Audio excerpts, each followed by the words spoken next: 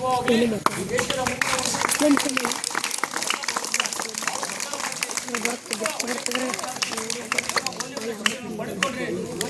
ಒಂದು ಮಾತು ಅಂತ ಹೇಳಿದ್ರೆ, ವಿದ್ಯೆ ಕೊಟ್ಟಿರ್ತಕ್ಕಂಥ ಗುರು, ಜನ್ಮ ಕೊಟ್ಟಿರ್ತಕ್ಕಂಥ ತಂದೆ ಅಡಗಿರ್ತಾನಲ್ಲ, ಜನ್ಮ ಕೊಟ್ಟಿರ್ತಕ್ಕಂಥ ತಂದೆ, ಸುತ್ತು ಕೊಟ್ಟಿರ್ತಕ್ಕಂಥ ಯಾರು ತಾಯಿ, ಜನ್ಮ ಕೊಟ್ಟಿರ್ತಕ್ಕಂಥ ತಂದೆ, ಸುತ್ತು ಕೊಟ್ಟಿರ್ತಕ್ಕಂಥ ತಾಯಿ, ವಿದ್ಯೆ ಕೊಟ್ಟಿರ್ತಕ್ಕಂಥ ಗುರು ಯಾರು? ವಿದ್ಯೆ ಕೊಟ್ಟಿರ್ತಕ್ಕಂಥ ಗುರು ನಮ್ಮ ಬದುಕನ್ನು ಕಟ್ಟಿಕೊಳ್ಳಿಕ್ಕೆ ಸಹಾಯವಾಗಿರ್ತಕ್ಕಂಥ ಯಾರು? ಭಗವಂತ. ಯಾರು? ದೇವರು. ನಾವೇನು ಬದುಕು ಕಟ್ಕೊಂತೀವಲ್ಲ, ಈಗ ನಾವೇನೇ ಮಾಡಲಿ ಆ ಬದುಕನ್ನು ಸಾಗೋದಕ್ಕೆ ಕಾಣಿಕರ್ತ ಯಾರು? ಭಗವಂತ. ಆಮೇಲೆ ನಮಗೆ ನೂರಾರು ಕನಸುಗಳನ್ನು ಕೊಟ್ಟಿರ್ತಕ್ಕಂಥವ್ರು ಯಾರು? ನಾವೇನೋ ಏನೆಲ್ಲ ಆಗ್ಬೇಕಂತೇಳಿ ನೂರಾರು ಕನಸುಗಳನ್ನ ಕಟ್ಟಿಕೊಳ್ಳಿಕ್ಕೆ ಸಹಾಯವಾಗಿರ್ತಕ್ಕಂಥ ಯಾರು? ಸಂಗಾತಿ. ಸಂಗಾತಿ ಅಂದ್ರೆ ಯಾರು? ಸಂಗಾತಿ ಅಂದ್ರೆ ಯಾರು? ಯಾರಿರ್ತಾರ?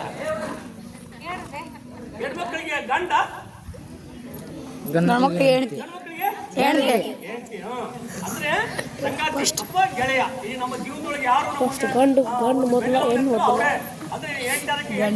ಅಂದ್ರೆ ಜೀವನದ ಸಂಗಾತಿ ಏನಾಗಿರ್ತಾರ ಅವ್ರನ್ನ, ಈ 4 ಜನರನ್ನ ಏನು ಬರ್ತಾರಲ್ಲ ಅವ್ರು ಈ ಭೂಮಿಗೆ ಬಾರ. ಯಾರು? ಈ ಭೂಮಿಗೆ ಬಾರವರು ಯಾರ್ಯಾರು ಹೇಳ್ರಿ ನೋಡೋಣ.